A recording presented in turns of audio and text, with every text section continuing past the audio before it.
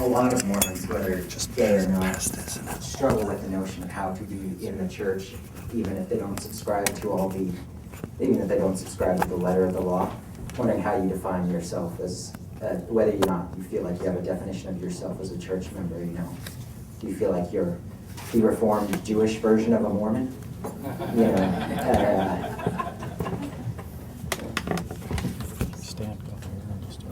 You can stay there. Just stay here. Okay. Touch the wireless mic back and forth. Both mics? Yeah. Okay. So your first question about being at BYU, I think my time at BYU was spent, was probably the quietest period for me. And that was the period where I was going through, actually went through 2 years of counseling, commonly referred to as the reparative therapy. So I didn't really affiliate at all with, I think what is deemed as the underground group at BYU. It was something that kind of scared me at the time. I think I was still at the initial stages of coming to terms with it, so to me it was still kind of the danger zone. Looking back, I think I probably would have found value from the friendships or the associations, just from being able to have people to relate to and people to relate to me. So that's probably one regret I had, was not being able to have people to reach out to and have people reach out to me. Your second question of how I would define myself in relation to the church, good question. I don't know if I could clearly define that. I think a lot of the beliefs that I've had about the gospel and that I've been taught in the church, I still retain. I still hold fast to those. I think the basic tenets of Christianity, there's no question how I feel about those. I guess some of the more complex doctrines that might contradict my orientation or might contradict other issues, I guess I'm a little more open to, not so much black and white from my viewpoint. I think what's brought me peace is to rely on what did Christ teach in the four Gospels? What do we learn from the Book of Mormon? We learn about the basic tenets of Christianity and how to love others and love our neighbors and love God. And I think that's where I feel pretty resolute and clear on.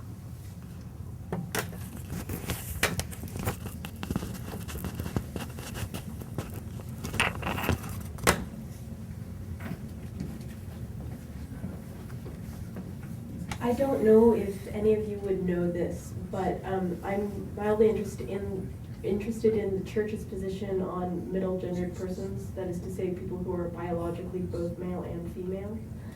I have not. I've searched the website and I haven't found any information on how the church deals with that, or like marriage of middle-gendered people.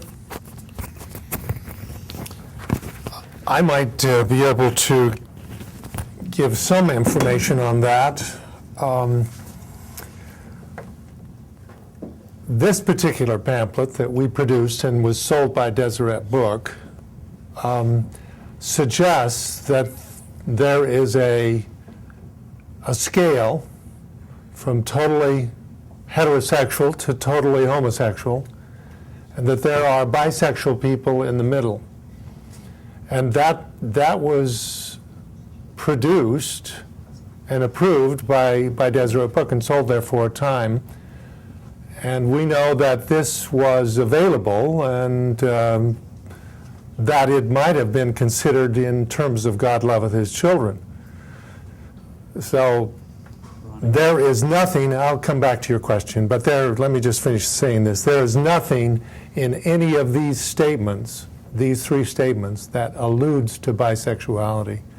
Now, did I miss your question in some way? I was wondering about hermaphrodites, more specifically, middle gender. Physically male and female at the same time. Okay. Not attracted to both male and females. I would not be an expert on that subject. Maybe someone else is.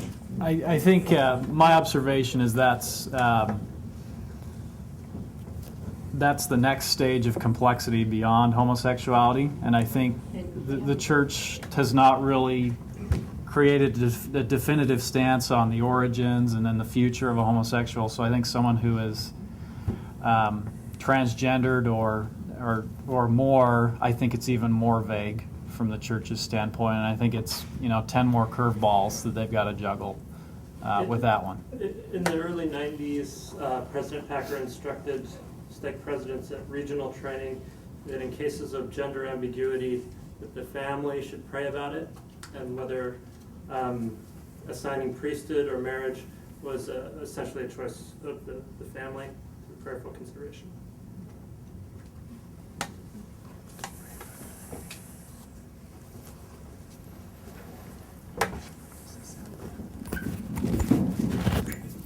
Just a few comments. One, I'm extremely proud of my nephews and for being here today and how they've expressed themselves and what they've said.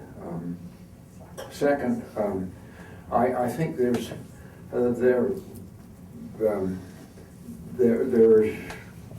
we didn't talk about it, but I think there are people who successfully who have same gender attraction, who are able to negotiate marriage and make it work, and that's used oftentimes, I think, to show that really everybody can change, and which I don't think is true. But I'm aware of at least a few cases where people who have that and have made the marriage work. Whether they will forever, I don't know. We're sort of waiting for the other shoe to drop. Third, I'm as far as the church position on letting same-gender people live out a lifestyle which would allow them to have the kind of personal relationships that heterosexuals are able to have. I'm aware of two stake presidents who I know made the statement that they, I've heard them say that they're aware of in their stakes there are same-gender people living together, and they're not going to do anything about it. They don't know the details of what the relationships are. They say the fact that it's, as long as people are living the gospel and seem to be doing fine, and in what appears to be a monogamous relationship of some sort, they're not going to take any church action about it. Last thing, at Sunstone a year ago in August, why there was someone who came out from Washington, D.C., I don't remember his name, but he talked about he and his partner, he was a member of the church, I don't know if his partner was or not, but they'd gone to Canada and been married. And when they came back from Canada, they came into a ward that actually essentially had a reception for them and welcomed them to them, and have been treating them as loving members of the church ever since that time. Now, that may have changed. He said that, and he said as far as he knew, his bishop and his stake president were fully aware of it and had done nothing about it. Those are just observations.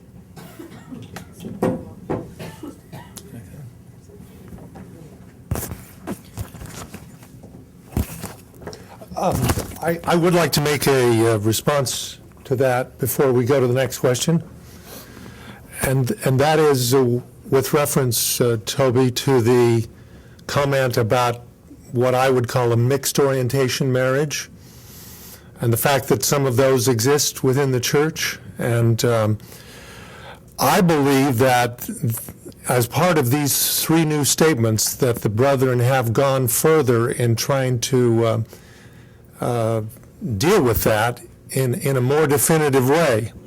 And I actually see 5 or 6 elements that people might consider if they want to follow church direction on this. And it's in what Elder Oaks says in his 2006 interview, which is on the church website.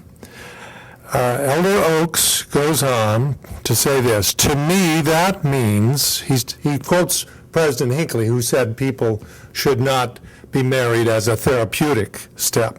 They should be past that, any behavior that they would be involved in and so on. But then Elder Oaks says this: to me, that means that we are not going to stand still to put at risk daughters of God who would enter into such marriages under false pretenses or under a cloud unknown to them. Persons who have this kind of challenges that they cannot control could not enter marriage in good faith. On the other hand, persons who have cleansed themselves of any transgression and who have shown their ability to deal with these feelings or inclinations and put them in the background and feel a great attraction for a daughter of God and therefore desire to enter marriage and have children and enjoy the blessings of eternity, that's a situation when marriage would be appropriate. So I would summarize that this way. It seems to me that the brethren have achieved a good balance here.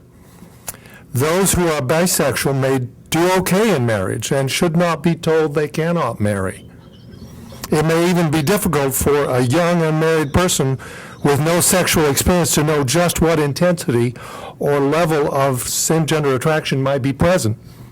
Elder Oaks therefore suggests 1, disclosure to the intended spouse, 2, an ability to control behavior, 3, cleansing from any transgression, 4, being able to put the feelings in the background and have a great opposite gender attraction, which to me suggests some level of bisexuality.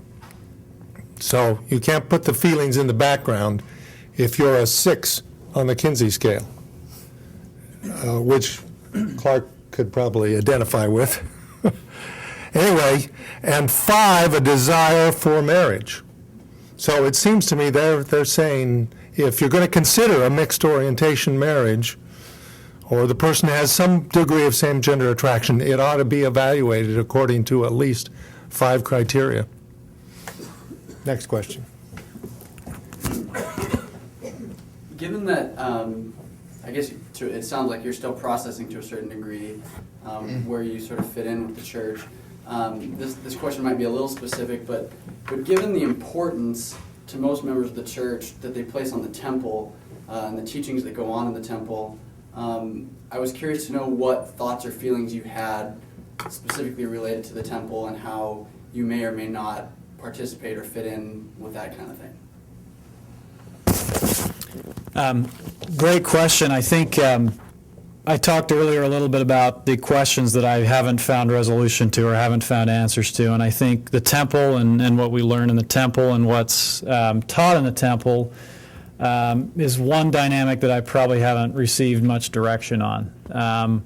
I think with relation to the temple, I think when I first started coming to terms with this, I went overboard and probably went a lot. I did go a lot. It got to the point where it got to be very, very frustrating because I think that the things and the doctrines you're taught in the temple are very contradictory if you don't have any intent to marry the opposite sex and go through eternity. So that's something that I've had to take a step away from in order to, I guess, have a little distance and have a little more peace and take a step back. Do we have time for one more question, John? Any other question? Please. Thanks, Clark. I just want to say that was a gutsy speech, and I certainly salute the courage of that. I am curious, though. You seem to sort of hold tenets that are somewhat unique to Mormonism, like you mentioned, pre-existence and a celestial kingdom, and some of these things that you seem to believe in that are unique to Mormonism, and yet you've disregarded other things. And I'm wondering if you can just briefly describe maybe your criteria for what you're holding on to and what you're discarding.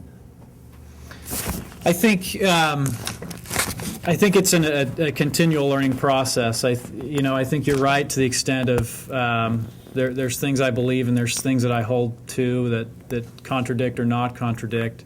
I think it's just a lifelong process of learning, and really what I go by is what I feel like what God is trying to help me understand and trying to help me realize for my life. I think that one thing that I've strongly concluded is that every individual's got to figure out their own plan in life and what makes them happy and run with it. And I think that that should be done in coordination with one's Creator, and whether that is with what we consider our Christian God or whether it's someone in another religion, I think it's important to always seek inspiration from one's Creator. And so that's just a process that I think I'll go through the rest of my life.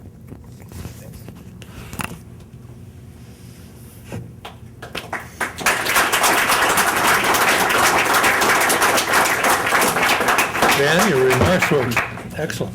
Thanks.